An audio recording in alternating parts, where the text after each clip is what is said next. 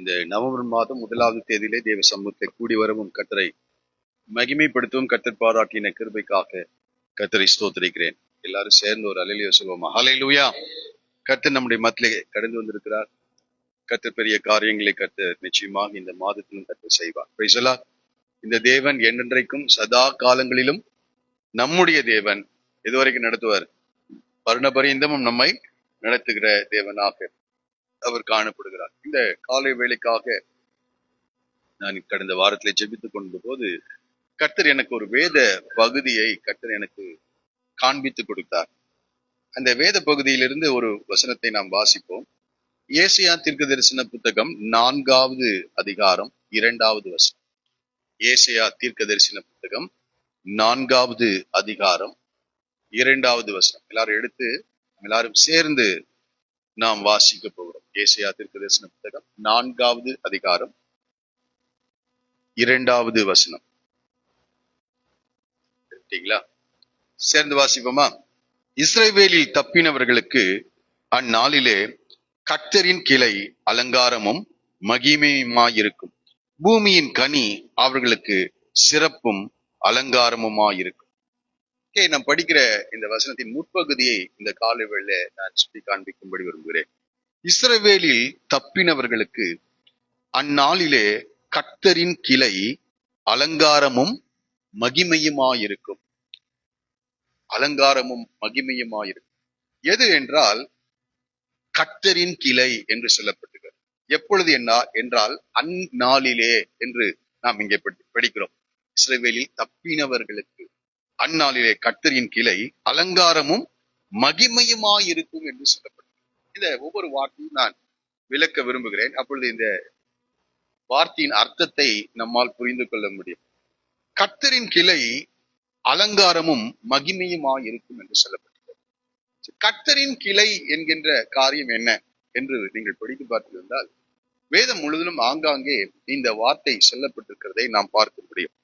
ஏசாயா தீர்க்கதரிசன புத்தகம் 11வது அதிகாரம் 1வது வசனத்திலே முதலாவது நாம் படிக்கிறோம். ஏசாயா 11:1. ஈசா என்னும் அடிமரத்திலிருந்து ஒரு துளிர் தோன்றி அவன் வேர்களிலிருந்து ஒரு கிளை எழும்பி செழிக்கும் என்று சொல்லப்பட்டிருக்கிறது. ஈசா என்னும் அடிமரம் என்று சொல்லப்படுகிறது. ஈசா யார் என்று நமக்கு தெரியும். தாவீதின் தகப்பனாகிய ஈசா என்று நாம் அறிந்திருக்கிறோம். அப்போ ஈசாயின் அடிமரத்திலிருந்து ஒரு துளிர் தோன்றி அவன் வேர்களில் இருந்து ஒரு கிளை எழும்பி செழிக்கும் என்று சொல்லப்பட்டிருக்கிறது. அப்படியே படித்துக் கொண்டு வரும்போது எரேமியா தீர்க்கதரிசன புத்தகம் 23ஆம் அதிகாரம், எரேமியா தீர்க்கதரிசன புத்தகம் 23ஆம் அதிகாரம் 5வது வசனத்திலே இதோ நாட்கள் வரும் என்று கர்த்தர் சொல்லுகிறார். எரேமியா 23:5. இதோ நாட்கள் வரும் என்று கர்த்தர் சொல்லுகிறார். அப்பொழுது தாவீதுக்கு ஒரு நீதி உள்ள கிளையை எழும்ப பண்ணுவேன் என்று சொல்லுகிறார். அங்கே ஈசாயின் அடிமரத்திலிருந்து ஒரு துளிர் தோன்றும் என்று சொல்லுகிறார். எரேமியாவுல நம்ம படிக்கும் போது தாவீதுக்கு ஒரு நீதி உள்ள கிளையை எழும்ப பண்ணுவேன். சரி, சொல்லிவிட்டு சொல்லுகிறார், அவர் ராஜாவா இருப்பார், அவர் ஆளுகை செய்கிறவராக இருப்பார், ஞானமாய் ராஜரீகம் பண்ணி பூமியிலே நியாயத்தையும் நீதியையும் நடப்பிப்பார் என்று சொல்லப்படுகிறது. அவர் ராஜரீகம் பண்ணுவார், அவர் ராஜாவாக அவர் காணப்படுவார், அவர் ஆளுகை செய்கிறவராக காணப்படுவார். இந்த வசனங்கள்ல இருந்து யாரை புரிந்து கொள்றோம்? தாவீதின் குமாரனாகிய இயேசு கிறிஸ்துவை குறித்து நாம் படிக்கிறோம். அந்நாளிலே அவர் ராஜரீகம் பண்ணுவார் என்று சொல்லுகிறார். அது மாத்திரமல்ல, எரேமியா 33:15 திரும்பவுமாக எரேமியா சொல்லுகிறார். எரேமியா 33:15, அந்நாட்களிலும் அக்காலத்திலும் தாவீதுக்கு நீதியின் கிளையை முளைக்க பண்ணுவேன் என்று சொல்லுகிறார். அவர் பூமியிலே நியாயத்தையும் நீதியையும் நடப்பிப்பார் என்று சொல்லுகிறார். அவர் இயேசு கிறிஸ்து ராஜாவா இருப்பார் என்றும் அவர் இந்த பூமியை ஆளுகை செய்வார், ஜனங்களை ஆளுகை செய்வார் என்றும் அவர் பூமியிலே நியாயத்தையும் நீதியையும் நடப்பிக்கின்ற தேவனாக அவர் காணப்படுகிறார். அவர் பூமியிலே நியாயத்தையும் நீதியும் நடப்பிக்கின்ற தேவனா இருக்கிறார். ஆகவே இந்த கிளை என்கிறவர் இயேசு கிறிஸ்துவை குறிக்கிறதா இருக்கிறது. அடுத்ததாக இந்த வசனத்தை நாம் படிக்கும்போது இஸ்ரவேலில் தப்பினவர்களுக்கு என்று சொல்லுகிறார். இஸ்ரவேலில் தப்பினவர்களுக்கு அந்நாளிலே கர்த்தரின் கிளை எப்படி இருக்குமா? அலங்காரமும் மகிமையுமா இருக்கும் என்று. அப்போ இஸ்ரவேலில் தப்பினவர்கள் என்று சொல்லப்படுகிறது. எந்த சூழ்நிலையிலிருந்து இவர்கள் தப்பினார்கள் என்று நீங்கள் படித்து பார்ப்பீர்கள் என்றால், இந்த வார்த்தை, இந்த அதிகாரம் எப்படி ஆரம்பிக்கிறது என்றால், 3ஆம் அதிகாரம் முதல் வசனம் எப்படி ஆரம்பிக்கிறது? அந்நாளிலே என்று சொல்லப்படுகிறது. அந்நாளிலே. அதனால்தான் அந்த 4வது வசனம் 4ஆம் அதிகாரம் 2வது வசனம் சொல்லுகிறது அந்நாளிலே என்ற வார்த்தை. சரி, எந்த நாள் என்றால், நீங்கள் 3ஆம் அதிகாரத்திலே நீங்கள் எடுத்துக்கொண்டு அதுல 13வது வசனம் பாருங்க. கர்த்தர் வழக்காட எழுந்திருந்து ஜனங்களை, படிக்க முடியுமா அந்த வசனத்தை? கர்த்தர் வழக்காட எழுந்திருந்து ஜனங்களை என்ன செய்கிறார்? நியாயம் தீர்க்கிறார். தேவன் ஜனங்களை நியாயம் தீர்க்கின்ற ஒரு நாளிலே கர்த்தரின் கிளை அலங்காரமும் மகிமையுமாயிருக்கும். யாருக்கு என்றால், இஸ்ரவேலில் தப்பினவர்களுக்கு. ஒரு கூட்ட இஸ்ரவேல் ஜனங்களுக்கு கர்த்தர் என்ன செய்கிறார்? வழக்காட எழுந்திருந்து ஜனங்களை நியாயம் தீர்க்கிறவராய் இருக்கிறார். ஆனால் இஸ்ரவேலில் தப்பினவர்களுக்கு கர்த்தர் மகிமையும் அலங்காரமுமாக காணப்படுகிறார் என்று சொல்கிறார். சரி, ஏன் இவர்களுக்கு இந்த நியாய தீர்ப்பை ஆண்டவர் கொடுக்கின்றார்? அதான் சொல்றார், நான் வழக்காட எழுந்திருந்து ஜனங்களை நியாயம் தீர்ப்பேன் என்று சொல்கிறார். தேவன் பூமியிலே அவர் வழக்காடுகிறவராக, சில காரியங்களுக்காக நியாயம் தீர்க்கிறவராக அவர் காணப்படுகிறார். அதனால்தான் நம்ம படிக்கிறோம், எரேமியா 23:5 படிக்கும்போது, அவர் ராஜாவாய் இருந்து ஞானமாய் ராஜரீகம் பண்ணி பூமியிலே நியாயத்தையும் நீதியையும் அவர் நடப்பிக்கின்றவராயிருக்கார். ஆனா அநேக நேரங்களில் நாம் சொல்றோம், எங்க ஆண்டவர் நியாயம் விசாரிக்கலையே என்று. ஆனால் வசனம் சொல்லுகிறது, அவர் பூமியிலே நியாயத்தையும் நீதியையும் நடப்பிப்பார் என்று சொல்றார். தேவன் பூமியிலே நியாயத்தையும் நீதியும் நடப்பிக்கிறார். இதுல முதல்ல யாருக்கு அந்த நியாயத்தை செய்கிறார்? இஸ்ரவேலிலே அவர் நியாயம் தீர்க்கிறவராக இருக்கிறார். அந்த 3வது அதிகாரத்தை நீங்கள் படித்துக் கொண்டு வரும்போது அந்த கான்டெக்ஸ்ட, நம்ம அந்த பின்னணியை நாம் புரிந்தால் இந்த வசனம் சுலபமாக நாம் புரிந்து கொள்ள முடியும். ஆகவே அதை நான் வாசிக்க விரும்புகிறேன். ஏன் இந்த இஸ்ரவேல் ஜனங்களுக்கு நியாயம் தீர்க்கிறார் என்றால், அந்த 3ஆம் அதிகாரத்திலே 16வது வசனத்திலிருந்து நான் படிக்கிறேன், கவனியுங்கள். 3வது அதிகாரம் 16வது வசனத்திலிருந்து. பின்னும் கர்த்தர் சொல்லுகிறதாவது, சீயோன் குமாரத்திகள் அகந்தையாயிருந்து என்று படிக்கும். ஏன் கர்த்தர் நியாயம் தீர்க்கிறவராக இருக்கிறார் என்றால், இஸ்ரவேல் ஜனங்களை அவர்கள் அகந்தையாயிருந்தார்கள். தேவன் ஆபிரகாமை அழைத்து அவனை இந்த கானான் தேசத்துக்கு அவனை அழைத்து கொண்டு வந்து, இந்த பாலும் தேனும் ஓடுகிற அந்த தேசத்தை அவன் சந்ததிக்கு கற்றுக் கொடுத்து, இந்த ஜனங்களை அவருடைய ஜனங்களாக தேவன் அவர்களோடு கூட உடன்படிக்கை பண்ணி, அந்த ஜனங்களுக்கு தேவன் நியாயப்பிரமாணத்தையும் கட்டளைகளையும் கர்த்தர் அவர்களுக்கு கொடுத்து, அவருடைய ஜனமாக அவரை ஆராதிக்கிற ஜனமாக கர்த்தர் அவர்கள் காணப்பட வேண்டும் என்று விரும்பினார். அதற்காக கர்த்தர் அவர்கள் ஏராளமான ஆசீர்வாதங்களை கர்த்தர் அவர்களுக்கு கொடுத்தார். ஆனால் எல்லா ஆசீர்வாதங்களையும் இந்த இஸ்ரவேல் ஜனங்கள் பெற்றுக்கொண்டு அவர்கள் என்னவா மாறிட்டாங்க? அகந்தையாக, பெருமை உள்ளவர்களாக மாறிவிட்டார். எதற்காக இந்த ஆசீர்வாதங்களை, பூமிக்குரிய எல்லா நன்மைகளையும் அந்த ஜனங்களுக்கு கர்த்தர் கொடுத்தார் என்றால், தேவனை மகிமைப்படுத்த வேண்டும் என்று. இந்த உலகத்தில் இருக்கின்ற எல்லா ஜனங்களும் தேவனை அறிந்து கொள்ள செய்ய வேண்டும் என்பதற்காக எல்லா நன்மைகளையும் கர்த்தர் அவர்களுக்கு கொடுத்தாராம். சரித்திரம் நமக்கு எல்லாருக்கும் தெரியும். எல்லாம் அந்த ஆசீர்வாதங்களை அவர்கள் அனுபவிக்கிறதை மற்றவர்கள் பார்த்து, எப்படி இவர்கள் ஆசீர்வாதமாய் இருக்கிறார்கள் என்று சொல்லி, இஸ்ரவேலின் தேவனை அறிந்து எல்லாரும் தேவனை ஆராதிக்க, தேவனுடைய நியாயங்களை அறிந்து கொள்ள வேண்டும் என்பதற்காக இந்த இஸ்ரவேல் ஜனங்களை கர்த்தர் என்ன செய்தார்? ஆசீர்வதித்தார். ஆனால் இந்த ஆசீர்வாதங்களை பெற்றுக்கொண்ட இந்த இஸ்ரவேல் ஜனங்கள் எப்படி மாறிட்டாங்க? அகந்தையாக மாறிவிட்டார். பெருமை உள்ளவர்களாக அவர்கள் மாறி தங்களை வெளிப்படுத்துகிறவர்களாக இருக்கிறார். இன்றைக்கு கூட அநேக தேவனுடைய பிள்ளைகள் தேவனுடைய ஆசீர்வாதத்தை பெற்று தேவனை மகிமைப்படுத்துவதை, இந்த ஆசீர்வாதத்துக்கு காரணராகி தேவனை உயர்த்தி காண்பிப்பதற்கு பதிலாக தங்களை வெளிப்படுத்துகிறவர்களாக இருக்கின்றார். அதனால்தான் படிக்கிறோம், சீயோன் குமார்த்திகள் அகந்தையா இருந்து. அவர்கள் பாருங்க, அவர்கள் செயல்படுகிற விதத்தை இந்த ஏசாயா வர்ணிக்கிறார். அவர் சொல்கிறார்கள், கழுத்தை நெரித்து நடந்து என்று சொல்கிறார். கண்களால் மருட்டி பார்த்து ஒய்யாரமாய் நடந்து தங்கள் கால்களில் சிலம்பு ஒலிக்க திரிகிறார்கள் என்று சொல்லப்பட்டிருக்கிறார். ஆதலால் ஆண்டவர் சீயோன் குமார்த்திகளின் உச்சந்தலையை என்ன செய்வாராம்? மொட்டையாக்குவார். கர்த்தர் அவர்கள் மானத்தை குலைப்பார். இந்த வசனங்களை அப்படியே நீங்க படித்து கொண்டு வரும்போது ரொம்ப வேதனையா இருக்கு.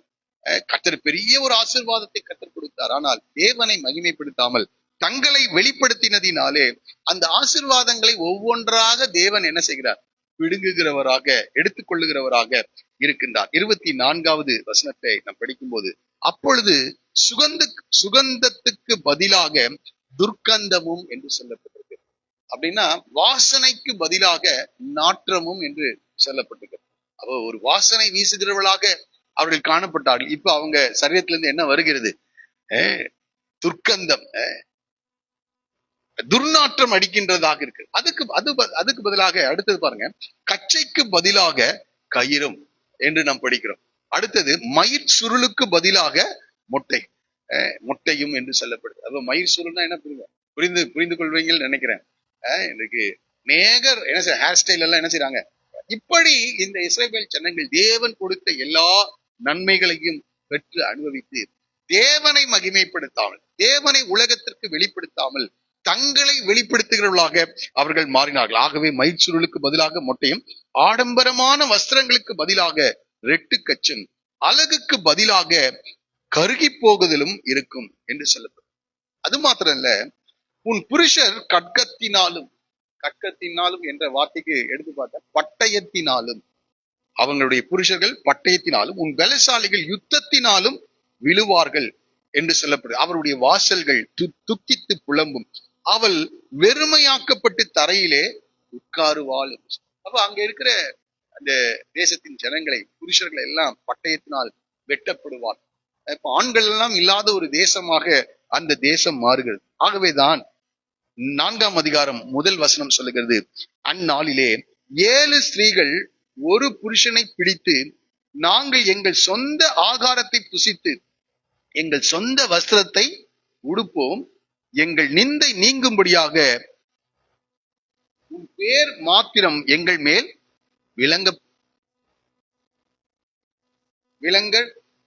விளங்கட்டும் என்பார்கள். அங்க இருக்கிற ஆண்களே இல்லையா அந்த தேசத்துல. இப்படிப்பட்ட ஒரு சூழ்நிலை, யாருமே அதை விரும்ப மாட்டாங்க, ஆனால் அப்படிப்பட்ட ஒரு சூழ்நிலை அங்கே காணப்படுகிறது என்பார்கள். இப்படிப்பட்ட சூழ்நிலை அந்த தேசத்திலே நடைபெற்றுக் கொண்டிருக்கும் போதுதான் ஆண்டவர் சொல்கிறார், இஸ்ரவேலில் தப்பினவர்களுக்கு அந்நாளிலே கர்த்தரின் கிளை அலங்காரமும் மகிமையுமாயிருக்கும்.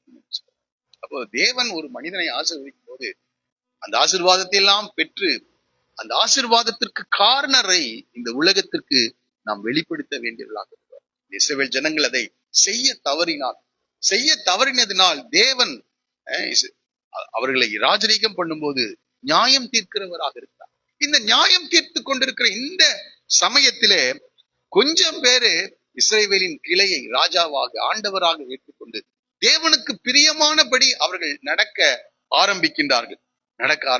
அவர்களுக்கு தேவன் மகிமையும் அலங்காரமுமா இருக்கிறார். சரி, இந்த ஜனங்கள் தப்பினவர்களை கர்த்தர் என்ன செய்கிறார்? 3ஆம் வசனத்திலே 4வது வசனத்தை நாம் இப்படி படிக்கிறோம், அப்பொழுது ஆண்டவர் சீயோன் குமாரத்தின் அழுக்கை கழுவி என்ன செய்கிறார்? ஃபர்ஸ்ட் கொஞ்சம் பேர் கர்த்தர் மேல் விசுவாசமா இருக்கிறாங்களாம், அவர்களை என்ன செய்கிறார்? ஆண்டவர் கழுவி என்று சொல்ல. அப்போ அவர்களை ஆண்டவர் சுத்திகரிக்கிறார். ஆமா, பரிசுத்தம் உள்ளவன் இன்னும் பரிசுத்தமாக வேண்டும் என்று சொல்லுகிறார். இவங்க தப்பிட்டாங்க, அந்த பாவங்களிலிருந்து இவங்க விடுதலை ஆயிருக்காங்க, ஆனால் அவர்களையும் கூட கர்த்தர் கழுவி என்று சொல்ல. சரி, எப்படி கழுவுகிறாராம்? அடுத்த வார்த்தை சொல்கிறது, நியாயத்தின் ஆவியினாலும் சுட்டெரிப்பின் ஆவியினாலும் என்று சொல்லப்படும்.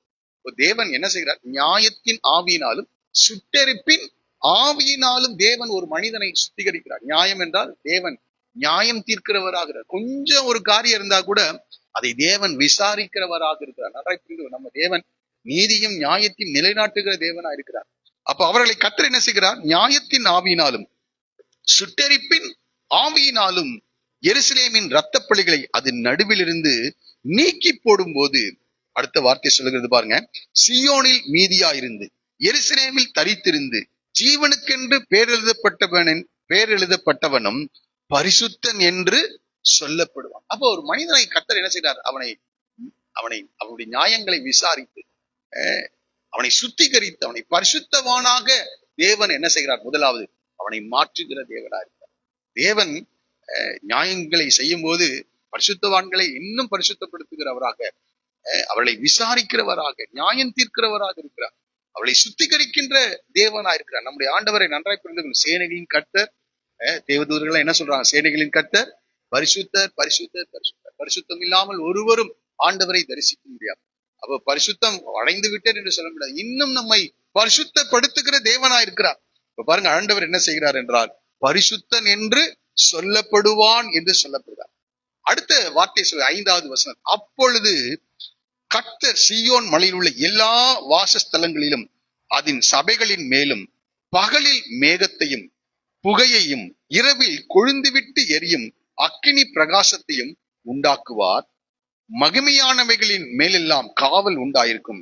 பகலிலே வெயிலுக்கு நிழலாகவும் பெரும் காற்றுக்கும் மழைக்கும் அடைக்கலமாகவும் மறைவிடமாகவும் ஒரு கூடாரம் உண்டாயிருக்கும். இங்கே 3 ஆசீர்வாதங்களை இந்த ஜனத்திற்கு கர்த்தர் கொடுக்கின்றவராக இருக்கிறார். இஸ்ரவேலில் தப்பினவர்களுக்கு அந்நாளிலே கர்த்தரின் கிளை அலங்காரமும் மகிமையுமாயிருக்கும் என்று சொன்ன தேவன், இந்த இஸ்ரவேலில் தப்பினவர்களுக்கு எப்படி மகிமையும் அலங்காரத்தையும் வெளிப்படுத்துகிறார் என்றால், முதலாவது இந்த 5-6 வசனங்களிலே சொல்லுகிறார், பகலில் மேகத்தையும், அந்த இடத்தை வாசிக்கலாமா? பகலில் மேகத்தையும் புகையையும் இரவில் கொழுந்துவிட்டு எரியும் அக்கினி பிரகாசத்தையும் ஆண்டவர் உண்டாக்குவார்.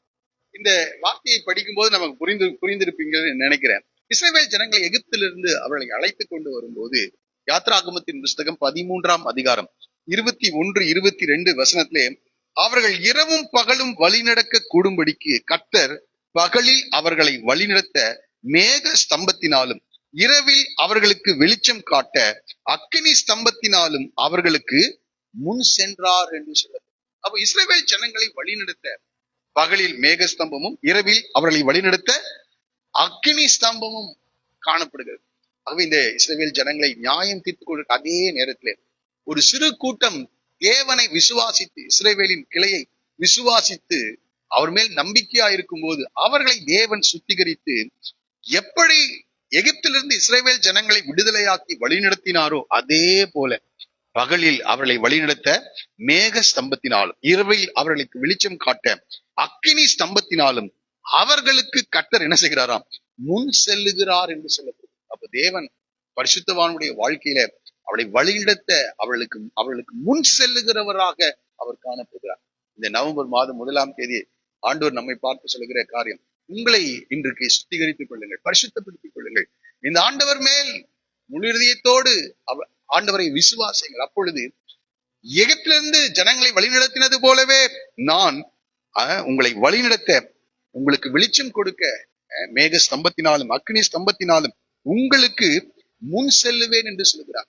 அந்த 22வது வசனம் யாத்ரா 13:22 சொல்கிறது, பகலிலே மேக ஸ்தம்பமும் இரவிலே அக்னி ஸ்தம்பமும் ஜனங்களிடத்திலிருந்து விலகி போகவில்லை என்று சொல்றார். என்ன சூழ்நிலை வந்தாலும் இஸ்ரவேல் ஜனங்களுக்கு ஒரு காரியம், பகலில் என்ன வந்துரும்? மேக ஸ்தம்பம், இரவில் அக்கினி ஸ்தம்பமும்.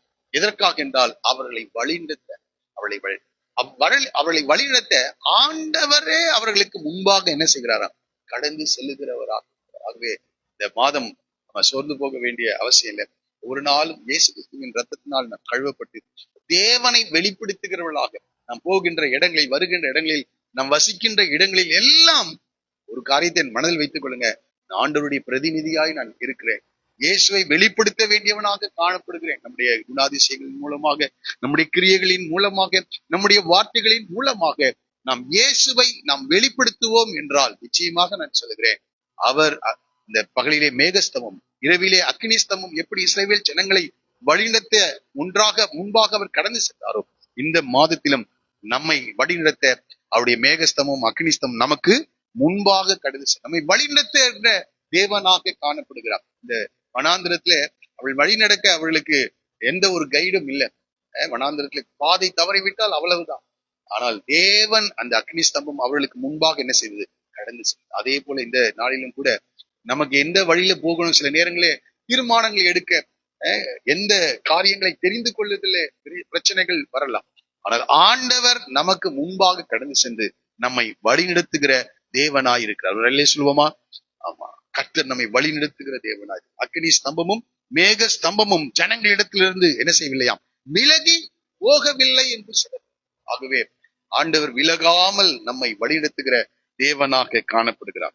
இரண்டாவது பாருங்க, 5வது வசனத்துல நம்ம படிக்கும் போது 5வது வசனத்துல பாருங்க, மகிமையானவைகளின் மேலெல்லாம் காவல் உண்டாயிருக்கு. மகிமையானவைகளின் மேலெல்லாம் என்ன என்ன உருவாகுமா? காவல் உண்டாயிருக்கு. அப்போ ஆண்டவர் ஒரு நேரத்துல இஸ்ரவேல் ஜனங்கள் தவறு செய்யும் போது அவளை நியாயம் விசாரிக்கின்ற தேவனாயிருக்கிறார். ஆனால் அவர்கள் பரிசுத்தப்பட்டு தேவனுக்கு பிரியமானவைகளை செய்யும் போது தேவன் அவர்களை பாதுகாக்கின்ற தேவனாயிருக்கிறார். அவர்களுக்கு முன்பாக கடந்து சென்று அவளை வழிநடத்துகிற தேவன் மாத்திர அல்ல, அவளை பாதுகாக்கிற தேவனாயிருக்கிறார். அதான் சொல்லப்பட்டிருக்கிறது இந்த வார்த்தையிலே பாருங்க, மகிமையானவைகளின் மேலெல்லாம் என்ன வருமா? காவல் உண்டாகும். மகிமை என்றால் என்ன? தேவனை தான் அந்த வார்த்தை குறிப்பிடுது. மகிமை என்றால் தேவன். எந்த ஒரு மனிதனின் மேல் மனிதனுடைய வாழ்க்கையில் கர்த்தர் இருக்கிறாரோ அவர்களுக்கு தெய்வீக பாதுகாப்பை கர்த்தர் அருளுகிற தேவனாயிருக்கிறார். எந்த ஒரு மனிதனாயிருந்தாலும் சரி, அவனுடைய வாழ்க்கையில கர்த்தர் இருப்பார் என்றால், தேவனுடைய மகிமை அவன் மேல் உதிக்கும் என்றால் அவருக்கு என்ன உண்டாயிருக்குமாம்? காவல் உண்டாயிருக்கும். கர்த்தர் பாதுகாக்கிற தேவனாக இருக்கின்றார். சகரியா 2வது அதிகாரம் 5வது வசனம் இப்படி சொல்லுகிறது, நான் அதற்கு சுற்றிலும் அக்கினி மதிலாயிருந்து அதன் நடுவில் மகிமையாக இருப்பேன் என்று கர்த்தர் சொல்லுகிறார் என்று சொல்லப்படும். நான் அதற்கு சுற்றிலும் எப்படி இருப்பார் ஆண்டவர்? அக்கினி மதிலாயிருந்து. இந்த இஸ்ரவேல், இந்த எருசலேமை சுற்றிலும் அநேக மலைகள் இருந்து அந்த நகரத்தை பாதுகாக்கிறது. அதே போல ஆண்டவர் சொல்கிறார், நான் அதற்கு சுற்றிலும் அக்கினி மதிலாயிருந்து. இப்போ ஆண்டவர் எங்கே எந்த ஒரு மனிதனுடைய வாழ்க்கையில காணப்படுகிறாரோ அவள் மேல் மகிமை காவல், மகிமையான வைகளின் மேலெல்லாம் காவல் உண்டாயிருக்கும் என்று சொல்கிறார். அதே போல இங்கே அக்கினி மதிலாயிருந்து அதன் நடுவில் மகிமையாக இருப்பேன் என்று கர்த்தர் சொல்கிறார். நமக்கு நன்றாக ஒரு உதாரணம் தெரியும். சீரியர்களுடைய படை எலிசாவை பிடித்து கொண்டு போகும்படியாக அவன் இருக்கின்ற அந்த மலையை சுற்றிலும் அவர்கள் சூழ்ந்து கொண்டார்கள் என்று படிக்கிறார். எலிசாவை பிடித்து கொண்டு போகும்படியாக மலையை சுற்றிலும் அக்கினி, மன்னிக்கணும், குதிரைகள், ரதங்கள், ராணுவ வீரர்கள் எல்லாம் சுற்றிலும் இருக்கின்றார்கள். எலிசாவின் வேலைக்காரன் அதிகாலை எழுந்து பார்த்த உடனே, ஐயோ என் ஆண்டவனே, என்ன செய்வோம் என்று சொல்கிறான். உடனே எலிசா ஜெபிக்கும்படி, அவனுடைய கண்கள் பார்வை அடையும்படி அவனுக்காக ஜெபிக்கிறார். ஆண்டவரே, இவன் பார்வை அடையும்படி இவன் கண்களை திறந்தருளும் என்று சொல்லும்போது 2 ராஜாக்கள் 6ஆம் அதிகாரம் 15வது 16வது வசனத்துல நம்ம படிக்கும் போது அவன் சொல்லுகிறான், எலிசா சொல்லுகிறார், அதற்கு அவன் பயப்படாதே, அவர்களோடு இருக்கிறவர்களை பார்க்கலும் நம்மோடு இருக்கிறவர்கள் அதிகம் என்றான். அப்பொழுது எலிசா விண்ணப்பம் பண்ணி, கர்த்தாவே, இவன் பார்க்கும்படி இவன் கண்களை திறந்தருளும் என்றான். உடனே கர்த்தர் அந்த வேலைக்காரின் கண்களை திறந்தாராம். இதோ எலிசாவை சுற்றிலும் அக்கினிமயமான குதிரைகளும் ரதங்களாலும் அந்த மலை நிறைந்திருக்கிறதை அவன் கண்டான் என்று சொல்றார். ஆகவே அவர்கள் கிட்ட இருக்கிற ரதங்களும் குதிரைகளும் இராணுவ வீரர்களும் இருந்தாலும் அதெல்லாம் மாம்ச புயமாக காணப்படும். ஆனால் எலிசாவை சுற்றிலும் அக்கினிமயமான குதிரைகளாலும் ரதங்களாலும் அந்த மலை என்ன செய்திருக்கிறதாம், நிறைந்திருக்கிறதை அவன் கண்டான். ஆகவே மகிமையானவைகளின் மேலெல்லாம் என்ன வரும்? காவல் உண்டாயிருக்கும். நம்மை தேவன் பரிசுத்தப்படுத்துவதே எதற்காக என்றால் அவருடைய மகிமையை நம்மேல் வைக்க முடியாது. மகிமையை நம்மேல் வைக்க முடியாது. இந்த மகிமை நம்மேல் இறங்கும் என்றால் நிச்சயமாக தெய்வீக பாதுகாப்பை கர்த்தர் உண்டாக்குகிறார். முதல்ல நான் சொன்னேன், தெய்வீக வழிநடத்துதலை கர்த்தர் கட்டளையிடுகிறவராயிருக்கிறார். அந்த வழிநடத்தல் எப்போதும் இருக்கும் பரிசுத்தவான்களுக்கு. இரண்டாவதாக தெய்வீக பாதுகாப்பை கர்த்தர் உண்டாக்குகிறவராக இருக்கிறார். மூன்றாவதாக அந்த வசனத்தை நாம் படிக்கும் போது 6வது வசனத்துல நாம் படிக்கும் போது, பகலிலே வெயிலுக்கு நிழலாகவும் பெரும் காற்றுக்கும் மழைக்கும் அடைக்கலமாகவும் மறைவிடமாகவும் ஒரு கூடாரம் உண்டாயிருக்கும் என்று சொல்கிறார். இங்கே அந்த வார்த்தையை நான் இப்படி படிக்க விரும்புகிறேன். ஒரு கூடாரம் உண்டாயிருக்கு. ஒரு கூடாரம். நான் சொன்ன முதலாவதாக தெய்வீக வழிநடத்துதலை கற்றுக் கொடுக்கின்றார். தெய்வீக பாதுகாப்பை கர்த்தர் கொடுக்கின்றார். மூன்றாவதாக இங்கே படிக்கும் போது ஒரு கூடாரத்தை நமக்கு ஏற்படுத்துகிறார். நமக்கு தெரியும் கூடாரம், நம்ம எல்லாருக்கும் என்ன இருக்குது? வீடுகள் இருக்கிறது. இந்த வீடு எதற்காக என்றால் பாருங்க, பகலிலே வெயிலுக்கு நிழலாக என்று நாம் படிக்கிறோம். பகலிலே வெயிலுக்கு நிழலாக. சில நேரங்கள்ல மே மாதத்துல சொல்லுவாங்க, பகல்ல யாரும் என்ன செஞ்சிடாங்க, வெளியே வீட்டை விட்டு வெளியே வர வேண்டாம் என்று சொல்கிறார். ஏனென்றால் அவ்வளவு உஷ்ணமாக காணப்படுகிறது. ஆகவே ஆண்டவர் சொல்கிறார், இங்கே பகலிலே வெயிலுக்கு நிழலாக என்று படிக்கிறோம். அடுத்தது, பெரும் காற்றுக்கும் மழைக்கும் அடைக்கலமாகவும் மறைவிடமாகவும் ஒரு கூடாரம் உண்டாயிருக்கு. இதுல நான் யோசித்து பார்க்கும்போது, உயிரினங்கள் எல்லாவற்றுக்கும் ஒரு கூடாரம் என்ன செய்யுது? ஆகாயத்து பறவைகளுக்கு ஒரு கூடு இருக்கான், நரிகளுக்கு கூட ஒரு குழி காணப்படுகிறது என்று சொல்லப்படும். அப்ப எல்லா உயிரினங்களும் தன்னை தற்பாதுகாத்துக் கொள்ளும்படியான ஒரு மறைவிடத்தை கர்த்தர் என்ன செய்திருக்கிறார்? வைத்திருக்கிறார். எல்லாருக்குமே இருக்குது. நம்ம பாருங்க, இங்க முடிச்ச உடனே எங்கதான் போவோம்? வீடுகளுக்கு கடந்து செல்வோம், வேலைகளுக்கு கடந்து செல்வோம். இரவானால் எங்க போயிடுவோம்? நம்முடைய வீடுகளுக்கு கடந்து செல்வோம். அதே போல எல்லாருக்கும் ஒரு கூடாரம் உண்டா இருக்கும் என்று சொல்லுகிறார். அதான் சொல்லும்போது, பகலிலே வெயிலுக்கு நிழலாகும், பெரும் காற்றுக்கும் மழைக்கும் அடைக்கலமாகும், மறைவிடமாகும். சில நேரங்கள்ல இந்த வீடு நமக்கு எப்படி இருக்குது என்றால் மறைவிடமாக காணப்படுகிறது. மறைவிடம் எப்படின்னா, எல்லா நேரத்திலையும் நம்மை ஜனங்களுக்கு எக்ஸ்போஸ் பண்ண முடியாது. நமக்கென்று ஒரு மறைவிடம் இருக்க தேவைப்படுகிறதா இருக்கு. நாம் மறைந்து கொள்வதற்காக ஒரு ஒரு மறைவிடம் நமக்கு தேவையா இருக்கிறது. ஆகவே இந்த நேரத்துல நான் சொல்லுகிற காரியம் பாருங்க, நீதிமொழியின் புத்தகம் 18வது அதிகாரம் 10வது வசனத்துல, கர்த்தருடைய நாமம் பலத்த துருகம், நீதிமான் அதற்குள் ஓடி என்ன செய்வானாம்? சுகமாயிருப்பான். அப்போ இந்த கூடாரம் எதற்காக என்றால், நாம் சுகமாக காணப்படும்படியாக கர்த்தருடைய நாமம் பலத்த துருகமாக இருக்கிறது. இந்த கூடாரம் வேற எதற்கும் இல்லை, நம்ம கம்ஃபர்டாக இருக்கிறதற்காக, சுகமாய் நாம் வாழ்ந்து காணப்படும்படியாக ஒரு கூடாரத்தை கர்த்தர் நமக்கு ஏற்படுத்துகிறவராக இருக்கிறார். அதனாலதான் பகலில் வெயில், பெருங்காற்று மழைக்கு அடைக்கலமாக, மறைவிடமாக, 3 காரியங்களை அங்கே சொல்கிறார். மறைவிடம், எல்லா நேரங்களும் எல்லாருக்கும் நம்மை காண்பித்துக் கொண்டு இருக்க முடியாது. மறைவிடம் நமக்கு ஒவ்வொருவருக்கும் தேவைப்படுகிறதாக இருக்கிறது. பகலிலே வெயில், பெருங்காற்று மழைக்கு அடைக்கலம், இதெல்லாம் உலகத்துல வரதான் செய்யும்.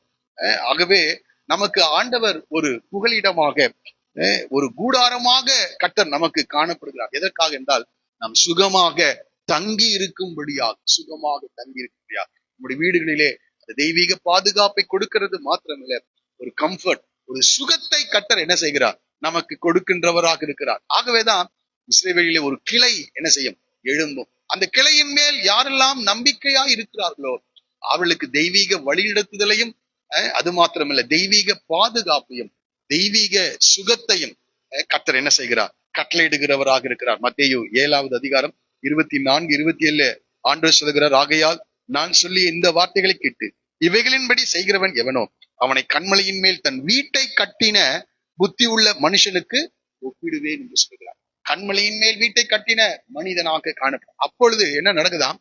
பெருமழை சொரிந்து பெரும் வெள்ளம் வந்து காற்று அடித்து அந்த வீட்டின் மேல் மோதியும் அது விழவில்லை. ஏனென்றால் அது கண்மலையின் மேல் அஸ்திபாரம் போடப்பட்டிருந்தது என்று சொல்கிறார். ஆனால் ஒரு கூட்ட ஜனம் மணலின் மேல் என்ன செய்தாங்களாம்? வீட்டை கட்டினார்கள். அப்பொழுது அந்த மணலின் மேலும் கட்டின அந்த வீட்டுக்கும் பெருமழை சொரிந்து பெரும் வெள்ளம் வந்து காற்று அடித்து அந்த வீட்டின் மேல் மோதின போது அது விழுந்தது. விழுந்து முழுவதும் என்ன செய்தது? அழிந்தது. ஆகவே நம்முடைய வீடுகள் நிலைத்திருக்கும், அந்த வீட்டுக்குள்ளே சுகம் இருக்கும், கம்ஃபர்ட், பாதுகாப்பு மாத்திரம் இல்ல, தெய்வீக வழிநடத்துதல் மாத்திரம் இல்ல, ஒரு சுகத்தை கர்த்தர் என்ன செய்கிறார்?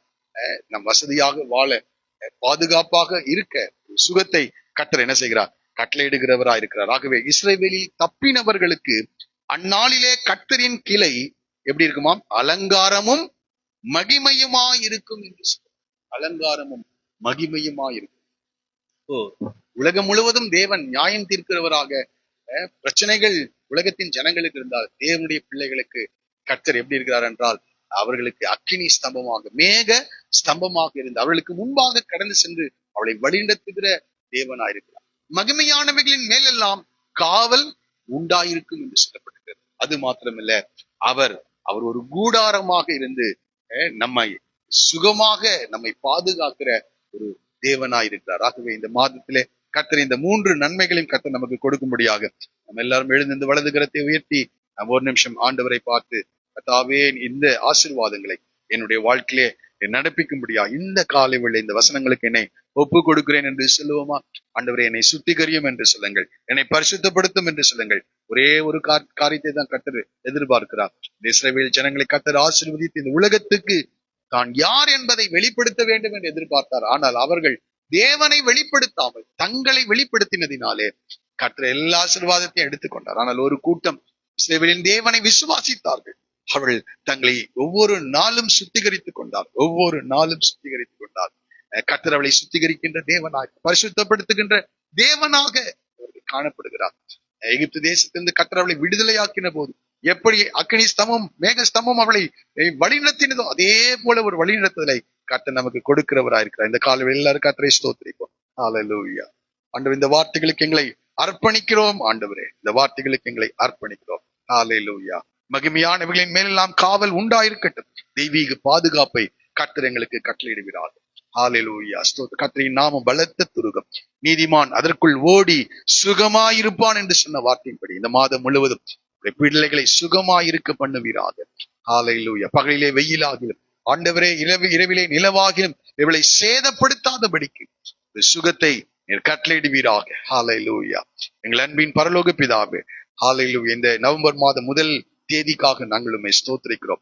இந்த நல்ல நாளிலே உம்முடைய சமூகத்திற்கு நாங்கள் கடந்து வந்து உம்மை பாட துதிக்க ஆண்டவரே ஸ்தோத்திரம். கர்த்தரை மகிமைப்படுத்த கர்த்தர் தந்த கிருபைக்காக நாங்கள் உம்மை ஸ்தோத்திரிக்கிறோம். ஆண்டவரே, ஹல்லேலூயா. இந்த நாளிலே ஆண்டவர் உம்மை மகிமைப்படுத்த ஆண்டவரே சில நிமிடங்கள் உடைய வார்த்தைகளை சிந்திக்க கர்த்தர் பாராட்டின கிருபைக்காக நாங்கள் உம்மை ஸ்தோத்திரிக்கிறோம்.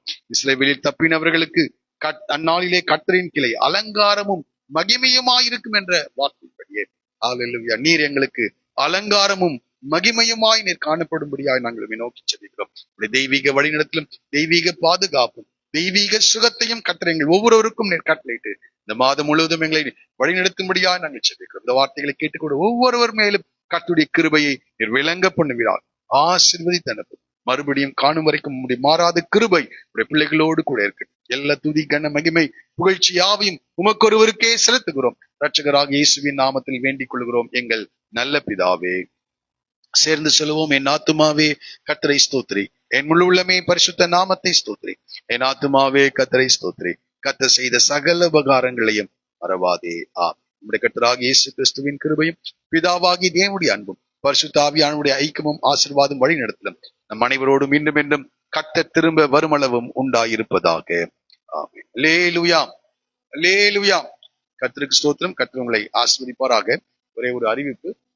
நான் கடந்த ஞாயிற்றுக்கிழமை சொன்னேன், இந்த 2 மாதங்கள் நவம்பர் டிசம்பர் 2 மாதங்களும் புதிய ஏற்பாடு புஸ்தகத்தை எத்தனை முறை 2 முறை படிக்க வேண்டும் என்று அதுக்காக ஒரு சார்ட்டை ப்ரிப்பேர் பண்ணிட்டு வந்திருக்கேன்.